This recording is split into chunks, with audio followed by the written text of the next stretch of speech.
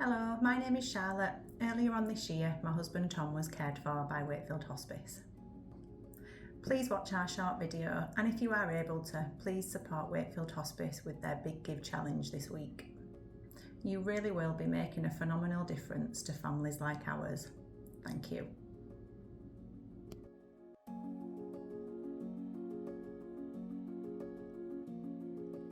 Because I was diagnosed with stage 4 cancer last year, but then over the Christmas period I ended up fracturing 2 vertebrae in my back. So as I was in hospital, the palliative care team that have been involved in me because of my other diagnosis suggested going to the hospice to do some sort of more respite, symptom control type of treatment. So when Tom first was admitted to the hospice, we got amazing support from all the doctors and the nurses, wanting to know obviously about Tom's medical history and things like that, but also wanting to know about him and what his needs were and what was important to him.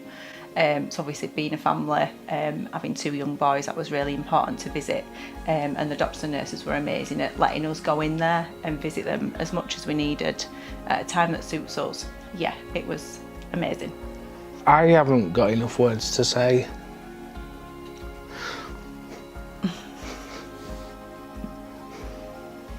They were just so supportive, just absolutely amazing with you, weren't they? When people say that you've been into the hospice, you don't appreciate the care until you've been there. It's completely another level. It's just phenomenal. Everybody involved, from the volunteers, just even the little things with bringing around the teas and coffees. It comes in a teapot for 2 and a plate of biscuits. Ice creams for the boys when they visited. Yeah. Nothing was too much trouble. That was everything for me really, because I've had a few, let's say, rough hospital stays where they've not been exactly smooth sailing, and because of the injuries and things to my back, I wanted and needed to just do as little as possible to get the pain under control, to then let me do some more rehab. And the fact that nothing was too much trouble, and I knew at drop of a hat the boys could come and call in if they wanted to, or likewise we didn't have to schedule an appointment for between a specific 2-hour period, which then usually coincides with picking up from childminders or school or anything. So it was just ideal that they could just drop in as and when. It just felt more like a home. Without the support and the fundraising, there would be no hospice, and for us it's just been amazing. Yeah, I think thank you and well done for putting yourself out there for other people's needs.